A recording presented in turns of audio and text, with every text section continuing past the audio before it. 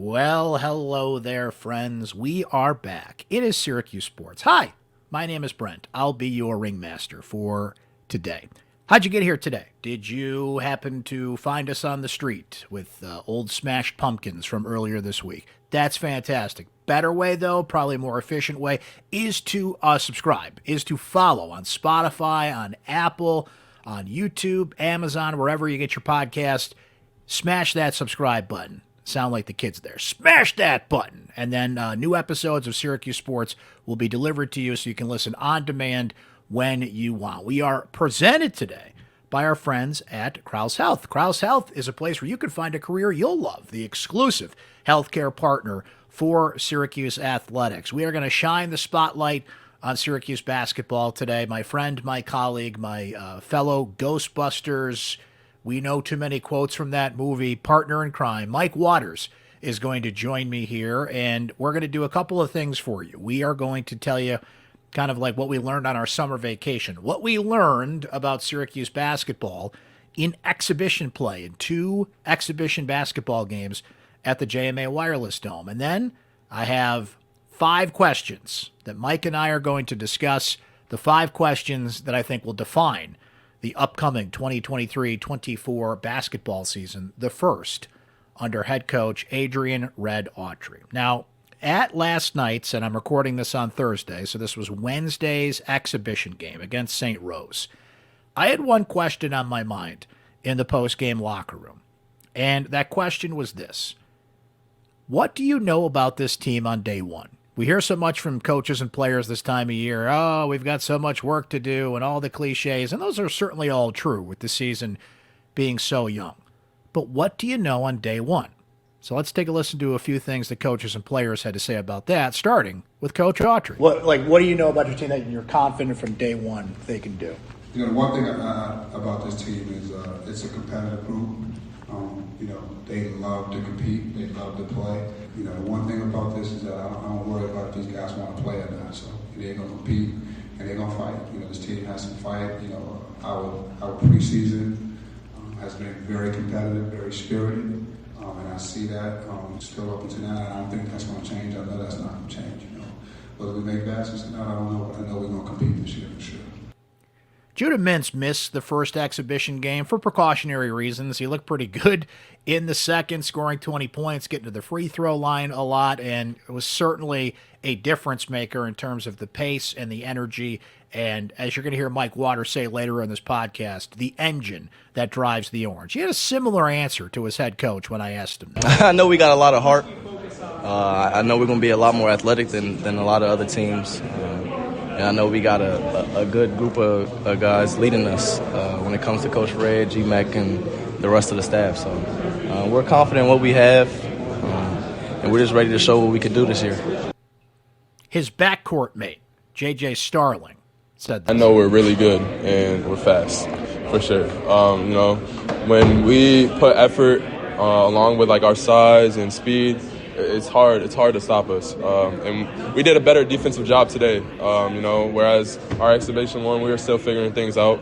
But once we, get on the same page, everybody on the same page, we're clicking, man, it's going to be a scary sight. From day one, this team feels like it can play hard, and they're going to come after you, and that is going to be particularly important on the defensive end with Syracuse's switch most of the time, we think, to man-to-man defense. So I wanted to get another coaching perspective on this, and assistant coach Alan Griffin looked on the defensive side of the ball for what he thinks this team can jump right off the page. I know we could be a very, very special team on defense if we lock in and do, what's necessary in terms of just being solid. Sometimes we tend to, take for granted our quickness and our athleticism, and it'll help us sometimes, but for the most part, I think we're going to be a really good defensive team. So that's what a couple of coaches and a couple of players know from day one. What do Mike Waters and I know here on the eve of another basketball season coming? Let's tell you. What do we learn in exhibition play? 5 questions that define the season? Let's do it. And then one more thing. Have you noticed how college football coaches have been going viral a lot lately? That's not by accident. We'll talk about that later. But now, our friend Mike Waters. Ladies and gentlemen, we bring in the keymaster of Syracuse basketball coverage, Mike Waters. Hello, Michael. How are you? I'm fine, and I'm praying that you're not the gatekeeper. I am not. I am not the gatekeeper. I am not floating 4 feet above my covers at the moment. But I am here talking hoops with you. And Mike, it snowed this week here in central New York. As a matter of fact, we wake up November 1st, day after Halloween. The snow is flying, and I'm not kidding you. The first thing I said when I was drinking my cup of coffee, looking out the window, I said, okay, now it's basketball season, right? Because the snow is flying. We're 2 games into exhibition play. New Hampshire coming up on Monday. Another movie reference there if anybody got that. At the Dome. So I thought Mike and I could get together and do a couple of things. Almost like we're doing our what I learned in my summer vacation assignment for class. We're going to tell you what we learned in exhibition basketball play at the JMA Wireless Dome. And then I have 5 questions that I think will define this upcoming 2023-24 season. So, Mike, I'm going to start with an observation, and then I'll go to you. All right. What I learned in exhibition play, and I think I kind of had this hint anyway, but now I know, and no offense, Adrian, but Adrian Autrey's press conferences are going to be pretty boring. This is not the Jim Boeheim show, folks. You are not going to get, Adrian Autrey spouting off on world events. You're not going to see Autrey typically use his press conference to rip apart his players. He's been very cordial with the media. I think he'll continue to be. I just don't think Autrey is going to go to the Jim Boeheim school of hold your breath. Anything can happen in this press conference. I think it's just going to be pretty standard. He's just going to talk about basketball, and that's about it. I definitely learned that even in 2 pressers. I'm like, I kind of get a sense of where this is going. You're definitely right. Adrian chooses his words very carefully. He's a first-year head coach. First of all, it's not just like, I think a lot of first-year head coaches are like this, unless they're just genuinely the bombastic type. Mm-hmm. And Adrian's never been that way. I think he's basically assuming his own personality. This is a reflection on who he is. He chooses his words carefully. He doesn't like to embarrass anybody publicly, whether it's a player or a reporter. We're not going to get the instant Jim Boeheim post press conference headlines, which, to be honest, sometimes as reporters, we didn't mind that. We get a quick headline and we're boom and we're off and running. But at the same time, he's very thoughtful. And as we get into the season and we have questions that I think have a little bit more meat to them, like, trends and stuff to really ask about, I think he's going to be good on that front. So, yeah, yes, it's different. That's for sure. I think he'll be the opposite of Boeheim there when, you typically asked him about basketball. Sometimes he would push back as if like either I just said that in like his little monologue at the beginning of the presser, or I know more than you. Why are you even asking this question? Where I feel like Autrey will be a little more thoughtful, will explain things, will tell us what he saw out there. And there was a test of that early on, Mike. Benny Williams was suspended from Wednesday night's game due to a violation of team rules. In the past, those kind of situations could get a little snippy with Jim in the media, but, Autrey still didn't say anything about it, but kind of did it in his own polite way, and you'll see him again soon, and all the wording you use in these things when you don't want to tell the media anything, but it was not contentious. It was just, no, he's suspended, and the statement spoke for us all, and we'll see what happens from here kind of thing. Yeah, when he said that Benny would be back soon, he didn't mind or react really at all when I followed up with Monday, referring to the regular season opener against New Hampshire. He smiled and said, soon.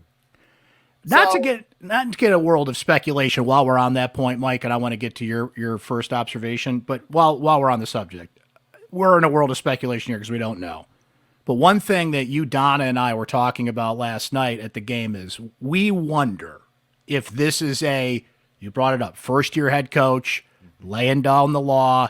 Benny did something. It's clearly a violation of team rules, as they stated out, and Adrian has to send the message here and now that whatever it is will not be tolerated, and this rule will not be broken.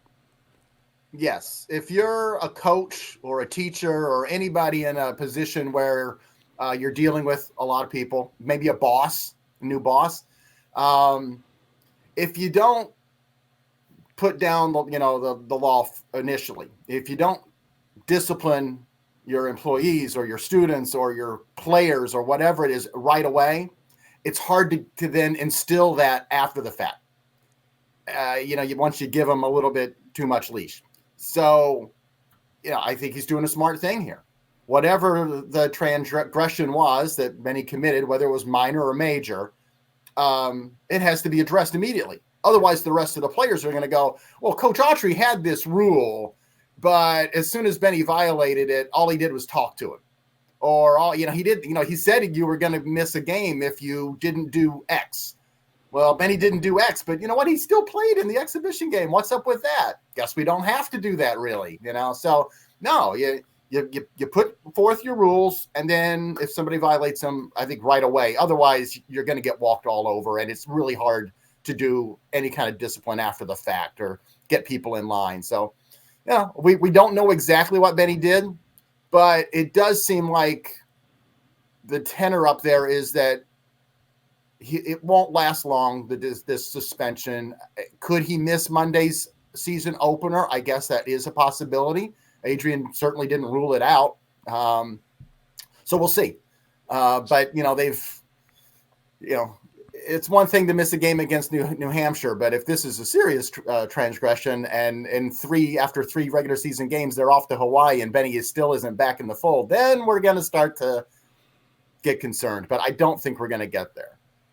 That's something we learned throughout exhibition play, Mike. I hope I'm not stealing one from you here, but you saw Malik Brown sit out for precautionary reasons. Judah Mintz sit out for precautionary reasons. Monier Hema sit out for precautionary reasons. And now we have a suspension. So we haven't even played a game that matters. And we've already learned how Adrian Autrey is going to handle some of those things. But let me turn it over to you for a couple things that you have learned here in exhibition play. Well, I'm going to bore down a little bit more. I'm not going to be as broad based as you were there with the general Adrian Autrey and his demeanor and everything. I'm looking at one player, and last year Syracuse had these 6 freshmen, and some were like Judah Mintz. They started all the time. They played really well, but with a few hiccups throughout the season. Some guys didn't get a lot of run, and then you had a few guys who were in between. That's where you had like Justin Taylor and Malik Brown and maybe a little bit of Quadir Copeland.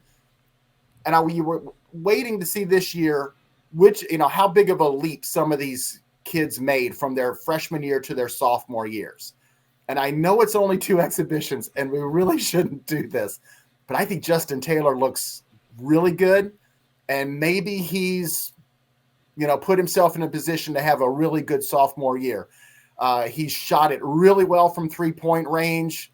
I think he's like 6 of 12 from 3-point range in the 2 exhibitions. That stood out because no one else is making any. He's gotten bigger. If you look at his frame, his shoulders, his upper body. I mean, and he, because of that, I think he makes himself more versatile. In the first exhibition, because Judah Mintz was being held out, Justin started at the 2. He's a natural 3. I think he's a small forward, but he started at the 2. Last night, when Benny is suspended and they're holding Malik out for precautionary reasons, Justin starts at the 4. Right. So a guy who's really a small forward has started 2 games and not in his position. So he's got versatility, and I think he's just played really well. And I know it's only 2 exhibitions, but I like what I see out of him. That's a good one. And he's, like you said, he's had to fill in a couple of spots where maybe he can play, but it's not his natural position. And that leads me to my next observation, Mike. The 3-point line itself. I got questions. Yeah. Now, Justin, as you said, was pretty consistent. It's early. They got to get into a rhythm, get into a flow there. But I think that's a question we had coming in. Just like, how is this going to disperse itself? Judah tried a couple in the St. Rose exhibition game he played in. I don't think it's quite there for him yet. And I'm looking around. Chris Bell certainly has taken a lot of threes. Whether they're all going to fall or not is kind of one of those things. Right. So I still have questions about who settles in. Like when you need a 3, I think Taylor stands out as the guy now, but Bell is going to be right there at the top of that list. the 3-point defense is another one for me. And Mike, we've heard the cries for years. Oh my goodness, all these teams are just shooting threes over the zone. Switch to man.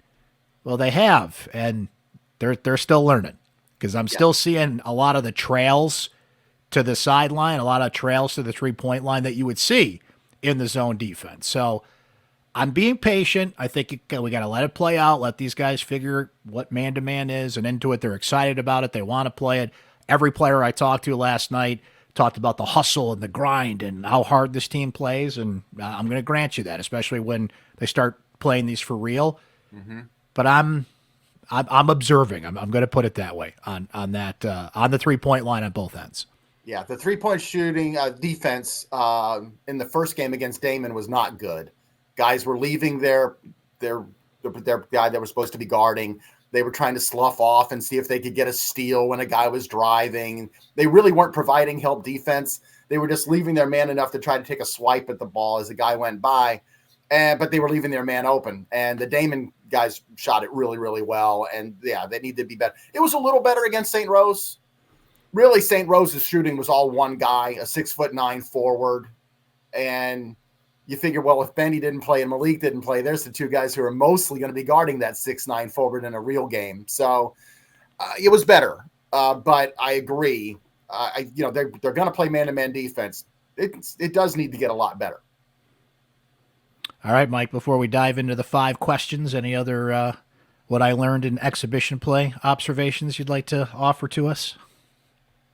Even though they won and looked pretty good against Damon, getting Judah Mintz back for the exhibition against St. Rose, I thought made a big difference in how they looked on the floor. He is the guy that, he's the engine. I know J.J. Starling did a great job when he had to play point full time when Judah missed that first exhibition. He was fine. Played a really good, solid game. But Judah is the aggressor.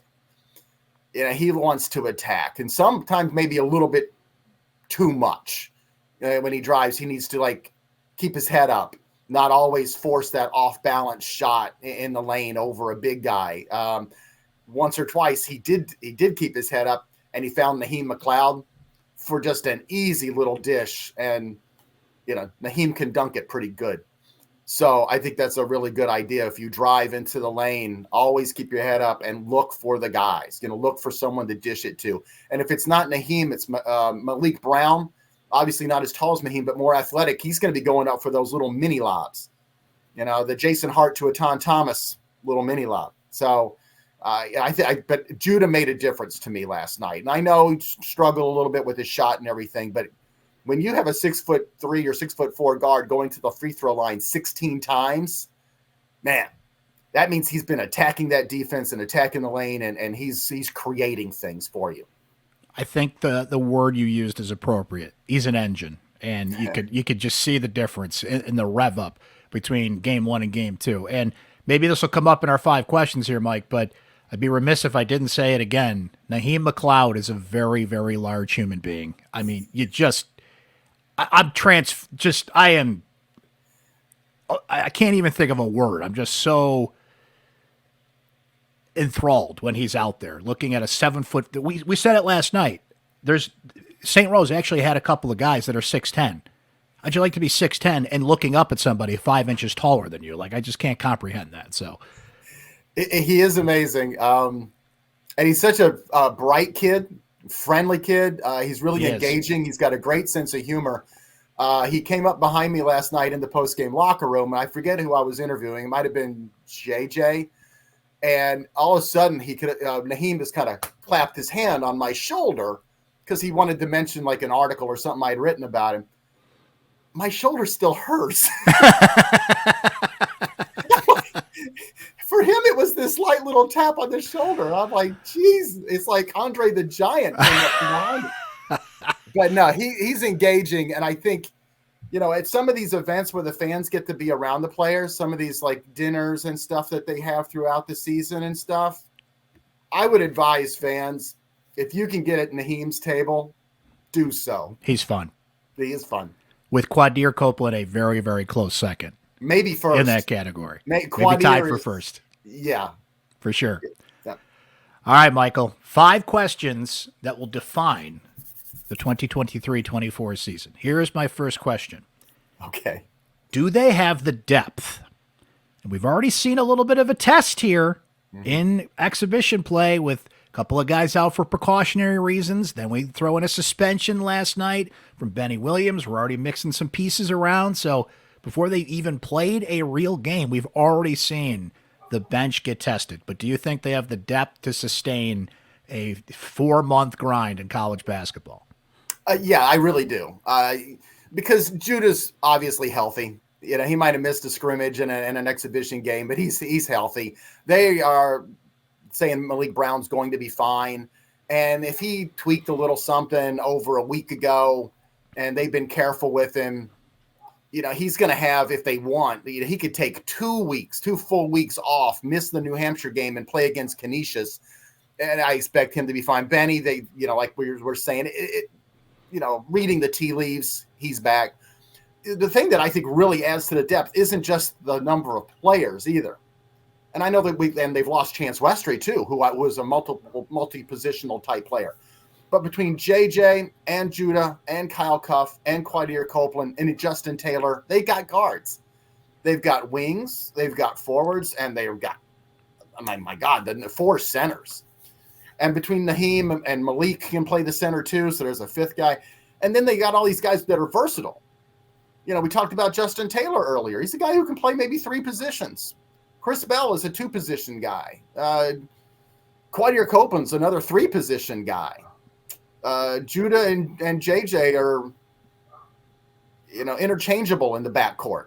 Kyle Cuff, same thing. So they got, not only in terms of numbers do they have depth, but the versatility they've got, they got a lot of combinations, and that adds to depth. So, they do, and I feel like the answer is yes in the sense that there have been Jim Boeheim teams that have had the depth, but you kind of knew there was a cutoff. I think all these guys are on alert. Like, you're going to play. You're going to get in there. Autrey has flat out said he's going to go deeper down the bench. He might settle it into a rotation. He certainly has the right to do that if it's working. If it ain't broke, don't fix it kind of thing. But I think all these guys have the sense they're going to play and they're going to contribute. All right. I think they definitely were going to have a 9-man rotation, and then Chance Westry's hurt, obviously. So I don't know if it becomes 8 men or maybe it stays 9 and they just going to move another guy up the ladder a little bit. Sometimes that rotations get a little tricky. Like you had depth at center last year pretty much, but because of Jesse being so good and who he was, that unless he was in foul trouble, you didn't take Jesse off the floor. And the same thing with like a Judah Mintz. And eventually we might see that. Like maybe you're going to get to a point where, Judah Mintz is pretty darn good. Maybe I don't want him next to me. maybe he should be on the floor for 35 minutes. And you have depth if you need it, but what do you use it all the time? Our colleague Donna DeToda is going to have a piece on this, friends. It may be out by the time you're watching or listening to this about the 4-guard rotation that Adrian Autrey is going to employ. So check that out, friends. It's going to be interesting to see. Number 2, Mike, what is the ratio of zone versus man-to-man defense that Adrian Autrey will play? I think it could be as high as 90% zone, 90% man, 10% zone. Now, I might back that up a little bit and just go 80-20. Mm-hmm. But I think the intentions are to play man-to-man almost all the time. Like you said, you have depth. Unless this team starts showing that we got a couple guys who can't handle certain people, or we got a couple guys that are so important but they're getting in foul trouble, and we want to avoid that again. But really, the most that we've seen of zone, and I'm struggling to remember the Damon game already, but I remember the St. Rose game. The only time I really saw zone was on inbounds plays where St. Rose had it underneath their own basket, and Syracuse would play zone then. Other than that, it's man-to-man. So it does seem like, for all intents and purposes, the goal is they want to play man-to-man. Now, maybe that changes, but I don't know. I think this is what Adrian wants to do. I think he wants to get after people and create steals and create some fast break opportunities. I don't mind it. I love that ratio. I think you're right about that ratio. But if you are in game planning during the week and you see a team and you're like, man, they can't play a zone, and the ball tips, and the beginning of the game, you're like, okay, here's a zone. And you could just see the bewilderment on the faces of the other team. Great. Break it out when necessary. But yeah, I agree with you, and I'm kind of looking forward to seeing it. And I think you hit the nail on the head, Mike, in the sense that if you want to have an aggressive team that gets after it, that's not a zone defense, right? That's man-to-man in your face, getting after it, creating turnovers. And I think we saw a little sprinkle of this in the St. Rose game. That benefits specifically a guy like Judah Mintz, who can get after the ball, who, correct me if I'm wrong, was up near the top of the league in steals last year. Yes. And now you put him in a situation where he can kind of increase those numbers and those stats and get after it. It not only benefits him, now you got J.J. Starling at the top of that zone as well. Or not at the top of the zone, but at the, up, I'm still in zone brain, but those guys getting after it with the opposing ball carrier coming up, like that benefits you to play play man-to-man. There's going to be some nights where Judah might not get steals, but he can still impact the game defensively just by hounding the other team's point guard and making life miserable for him, or taking the ball out of a player's hands. We've seen that sometimes. Other teams would attack Syracuse, and an opposing guard is just so difficult. You can take a guy completely out of the game one-on-one defensively. And Judah actually, and playing defense against St. Rose, I was watching him a few times, and it seemed like he was really having fun playing defense. Yeah. Like he was in his stance, he was hunched down, and like playing a guy all the way over to the sideline, and just getting after him, bothering him, and if you can frustrate the other team now. But yeah, you make a good point. Listen, they're going to run into some teams where the play is going to be zone, and isn't it great to have that still in your repertoire, that you can reach into your old bag of tricks and go, we know how to play zone. We're not like some of these teams who go zone desperately and we've never really played it or practiced it. The bulk of these guys know what they're doing, so you can go play zone. I saw some chirping from Judah too. And if you're doing that in an exhibition game, I like that. He's playing angry, as he said at ACC Media Day, right? Yep. Okay, number 3, Mike. What part of the schedule defines the season? The early part of the schedule could define the season. You have to trip to Maui, and the Maui field is loaded. We don't need to go over that again. Then you got this neutral court game in South Dakota against Oregon, and they're a good team, and a good LSU team's coming to the Dome, and you got a road trip to Georgetown. And then on top of all these non-conference games, you have to go on the road for the early ACC game to Virginia, of all people. You got to go to Virginia. Which is going to be like a top 3, top 4 team in the ACC this year, probably. Really, that's where they're picked. But so it could define the season if things go really sideways, right? It could also define the season if we get surprised by these guys and they pick off a few of them. You're like, whoa! All of a sudden, this team's going to be a little better than we thought. They've got a few wins in the back. But let's just say they sort of navigated, not going too far afield either way, doesn't have to define the season. And then if you just get to Christmas and everything's okay, I think this team stacks up well when I look around the ACC. I really, really do. Listen, Duke is far and away, on paper anyway, the best team in the league. And people are talking about Carolina, but Carolina's got so many new faces and transfers. And I know they got RJ Davis and Armando Bacot. But besides that, do we really know what Harrison Ingram, who had a good freshman year on a bad Stanford team, is going to do at Carolina? I mean, a year ago, we thought Pete Nance of Northwestern was going to be the next Brady Manick, but he wasn't. So is Harrison Ingram Brady Manick, or is he Pete Nance? I don't know. Is Cormac Ryan coming from Notre Dame going to be the answer at shooting guard? Maybe. I mean, he's going to provide better leadership than Caleb Love and probably maybe be a better teammate. I don't know. But really, who says Syracuse can't beat these teams? So we'll see. I look to a little stretch in late January. And by then, I think we're going to have a real good idea where this team's going to be. And there's a late stretch in late January where they get 3 consecutive home games. It's Miami, Florida State, and NC State. One of the best teams in the league, most likely, Miami. A team coming off a horrendous season last year, but I think they're going to be a lot better, Florida State. and a team in NC State who's right in this mix with Syracuse all the time, right? Probably will be again this year. Let's see what they do in those 3 games. That's a good one, too. January. And if they can sweep those 3, I think they're golden. And if they win 2 of the 3, we're probably still chugging all the way into February before knowing what's going on. But I don't like to take early season games when at this point in the year we're all being intellectual about the early season schedule.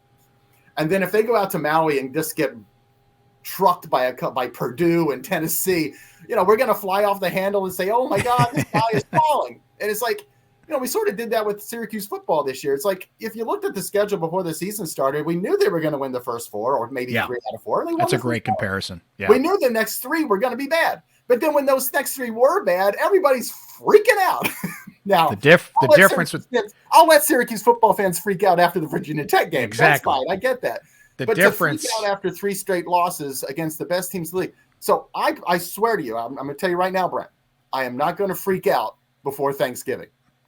This is good. I like that you're keeping the waters calm a little bit here. 2 thoughts. I like that we gave the Carolina alum about 45 seconds there to rant about his Tar Heels. 2, need I remind you, Michael, you brought up a lot of great games, but the first big game comes before that, November 14th against Colgate, because you have lost, if you're Syracuse, 2 straight to Colgate, and that could be a tone setter right there. That could be a good, we're getting back on track here if you can beat the mighty nemesis that's just down the road here. But I agree. The Raiders. The autumn wind is a pirate. The early part of that schedule tells so much in how they're going to handle it. I think if you're going to play Tennessee, Gonzaga, whatever it ends up being, I want them early when everybody's just kind of trying to figure out what the heck's going on here, and you can kind of sneak in there and pop them in the nose. And we've just seen the emphasis in non-conference wins. Yes. With the NCAA tournament selection committee and the net rankings and everything the past few years. That's what's burned Syracuse a couple of times. And I agree with you. The ACC is just, this could work to Syracuse's benefit. It could hurt them. We'll see. I think it's just wide open. Yeah. So wide open. And you brought up a couple good points of the schedule there that, if anything, don't freak out by Thanksgiving. Maybe try and extend that to Christmas. But Syracuse fans are a passionate bunch, so that we might be come back from Hawaii and that LSU game at home right after they get back. That LSU game is important. Number 4, who will lead this team in scoring? Oh, Judah Mintz. Judah. I think a lot of guys on this team can score. And will, and certain games, J.J. Starling's going to lead him in scoring. Justin Taylor's going to have a 4 for 8 night from 3-point range and finish with 18 points and lead him in scoring on a certain night. Chris Bell could do the same thing with his, 3-point shooting. But Judah, I think, has the best chance to be the constant. The ball's going to be in his hands. He's going to look to score. He's an aggressive score-first point guard still, a scoring point guard. I think Judah's probably going to be your leading scorer by the end of the season. But in other games, in individual games, I think, they've got a lot of guys who can add to it, and score here and there. I mean, geez, we saw how easy it was for Naheem McLeod to finish with 10 points the other night or 12, whatever he finished with.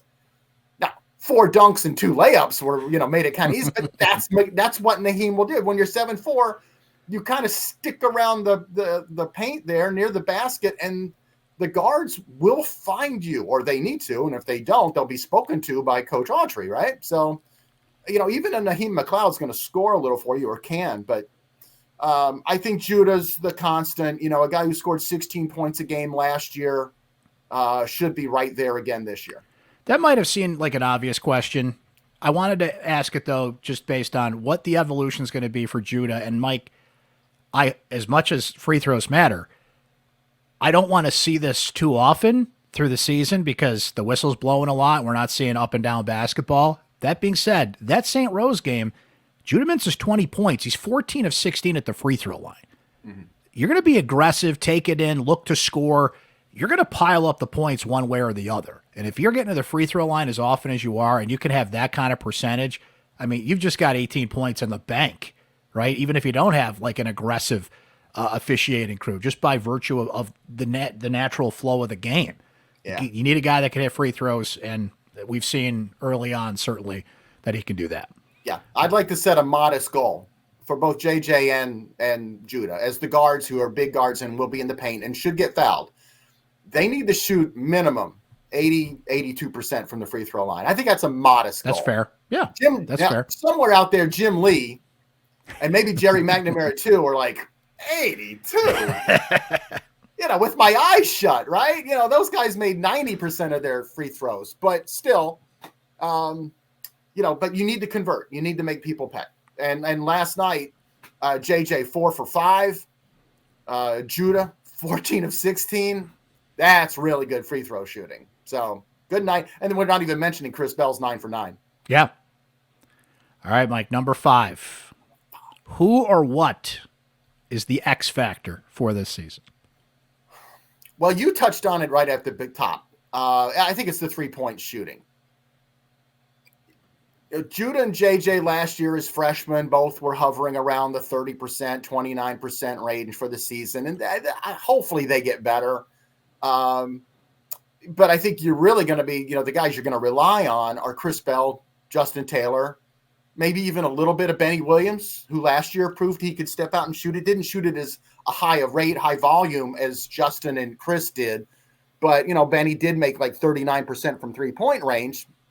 So I think it's those wings and forwards that are going to have to make threes consistently and spread the floor for the guards, which is a little kind of inverted when your forwards are better shooters percentage-wise than guards. But I'm a little concerned about that area, though. They haven't really shot it well as a team. If you take away Justin Taylor's numbers, Syracuse as a team in the 2 exhibitions is bad. Now, I know you can't just say take away a player because, no, the players think, Justin Taylor is out there. He is a guy. So, it does still mean you have a really good, consistent 3-point shooter on the floor, but he's going to have to be on the floor a lot if none of the other guys step up their shooting. And it's a concern because if you don't shoot it well, then teams are going to clog the paint, and all of a sudden Judah and JJ aren't going to be able to do what they do best. Mike, I put this question on the table just as another excuse for me to say Quadir Copeland. I just think this guy can make such a difference coming off the bench, the energy he brings, the positivity he brings, the energy in which he plays with.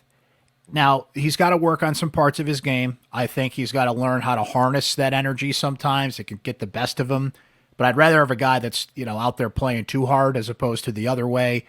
I think his 3-point defense needs some work, but you just need that sometimes. You just need someone that comes in and just lights up the room. Yeah. And I think he could really help this team. I think he's got to take on a bigger role, of course, as we mentioned, the depth issues that this team may or may not have, depending on how all these injuries round out. We know that, Chance is gone and the things that we brought up earlier. But every good team, I think, has that guy, right? And I think he is just primed to be that guy.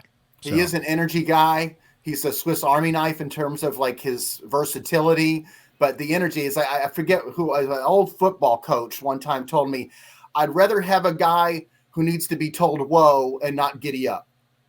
That's a good one. And you don't have to tell Quadir to giddy up. I like that. But yeah, he needs to learn to control it. Sometimes he'll take a little bit too wild of a shot, drive in when it's not there, throw a pass when it's clearly not there. And he loves to do that little fancy passes. He loves to set up his teammates with that. flair. With flair, flair. I'd say, yeah. Yes, with flair. Woo! So there you go. So it's not the X factor, it's the Q factor in that case. Nice. Thank you very much. Yeah, what's your Q rating? There you go. We shall see. Something we'll be tracking throughout the season, as we'll be tracking all of this throughout the season, because it's here, friends. Monday night, it starts for real. Before we go, I would like to offer Mike a plug for his podcast, which you should follow and subscribe and listen and everything in between. What's coming up on Inside Syracuse Basketball, Mike? Well, if it hasn't been published yet, and I think it probably has, it will be soon. But most recent pod, a big ACC basketball preview with Brendan Marks of The Athletic. Brendan's based down in the North Carolina's Research Triangle area. So he knows that, North Carolina, Duke, NC State, Wake Forest, all that, but he knows the league really, really well too. And we just had a really fun, wide-ranging conversation about who we think some of the surprise teams are going to be. Got his thoughts on Syracuse, because I always like to get outsiders' opinions on like what they're looking at on the team that sometimes you can be almost too close to a picture to really appreciate it. So we talked about Syracuse and we talked about some of the top players in the league. So it's a really fun conversation with Brendan Marks. And so, yeah, if people want to go look for it, it's the Inside Syracuse Basketball Podcast. Thanks, Brent. You're welcome. Everywhere you get your podcasts and get this podcast, Spotify, Apple, YouTube, Amazon, 2 cups with strings put together. However you listen to your podcast, go check it out. Thank you, Michael. Looking forward to it. We're here, man. It's basketball season. Giddy up. It's the most wonderful time of the year, Brent. All right, now wait. There's just one more thing. Have you noticed that college football coaches have been a little feisty lately? There's Dabo Swinney at Clemson. Tyler in Spartanburg called his radio show. It didn't go well for Tyler, as Dabo said that he was part of the problem for questioning a number of things at Clemson, including Dabo's hefty salary. There was Dave Dorn at NC State, who told a sideline reporter that Steve Smith can, quote, kiss his ass, because Smith had the audacity to go on College Game Day, call NC State a basketball school. Dave Dorn did that, by the way, after beating Clemson. There's Ryan Day, of course, who the first thing he did after a huge win over Notre Dame a few weeks ago was call out Lou Holtz, because Lou Holtz had opinions about Ryan Day's physicality and what Ohio State, in his opinion, lacked in that department. There's Deion Sanders, who I've lost track. Just go on Twitter. I'm sure there's something that Deion said today, right? Now, look, this is not an accident by any means, and letting the emotions get the best of them. This is calculated. College football coaches do this by design. I think you know that. But they know that by pushing back and pushing buttons, it'll go viral. There is an army of aggregators out there ready to put it out there and galvanize a fan base, alums, and maybe send a message to recruits and transfers that I'm going to have your back. Which brings me to Dino Babers. Among the chief complaints that I've heard from Syracuse football fans lately is that Babers doesn't show enough emotion, if that's on the sideline, press conferences, whatever the case may be. Now, if I had told you that just a few years ago, you would look at me like I had 4 heads. Dino Babers, the guy who had all these locker room speeches go viral, is dull now? Yeah, same guy. It's not like the past 4 games have given the chances for the cameras to catch Babers blowing up.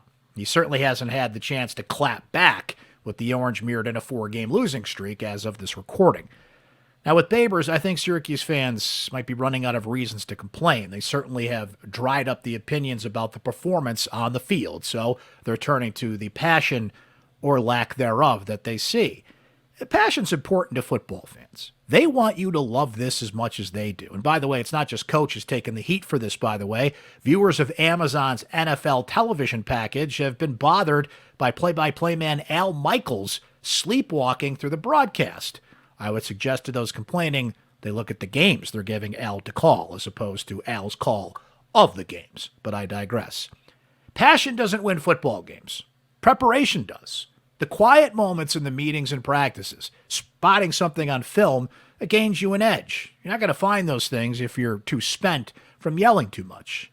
One of the most successful coaches in the history of the National Football League and the sport itself is Bill Belichick, who hardly gets the needle to move when he speaks. Now, I'm not ignorant to the fact that no sport rides the emotional roller coaster more than football. All the best pregame speeches from sports movies, they come from football. Because you got to fight for that inch. Maybe Babers will get his moment and go viral again somewhere down the stretch and rally the troops for Syracuse football. The truth is, if he doesn't, it'll be time to turn the lights off altogether. And we'll see where passion ranks on John Wildhack's list of resume qualities for prospective football coaches. Ah, yes, a question for you, prospective coach. Do you know how to go viral?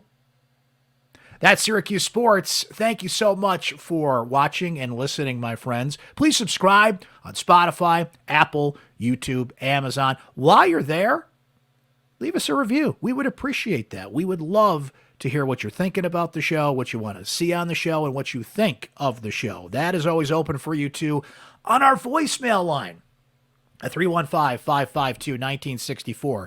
Write down that number, put it in your phone, keep it handy, especially during Syracuse football and basketball games. Leave us voicemails, and we will incorporate those into our post-game shows. Emily Leiker and I will be back Friday Night Lights, Syracuse and Boston College live on Facebook. Follow us on Syracuse Orange Football on syracuse.com, our Syracuse Orange Sports YouTube page. Me on Twitter and X. We'll put it on the screen here so you can check it out at Brent X Media, at Syracuse Orange Sports on YouTube. Emily and I do our post-game shows live. And guess what, kids? It's basketball season. So you know what's going to be happening now? Yep. Live post-game for basketball. Myself, Mike Waters, Donna DeTota, either Mike or Donna will join me after upcoming Syracuse basketball games. Maybe we'll let Chris Carlson join the show once in a while as well. He's a good kid, that Carlson. So stay tuned for that. If you can't catch us live, which is great because we incorporate your voicemails, we highlight some of your comments from social media. Hey, that's cool. If you subscribe to Syracuse Sports, you're going to get those post-game shows, and you can listen when you want. So we're in the football, basketball crossover. Things are getting crazy, kids. So just subscribe, and it will all take care of itself. You'll have it there on your phone or wherever you listen to your podcasts at your convenience. We thank you for tuning in today. My name is Brent Axe. This has been Syracuse Sports presented by Krause Health, the exclusive healthcare provider of SU Athletics.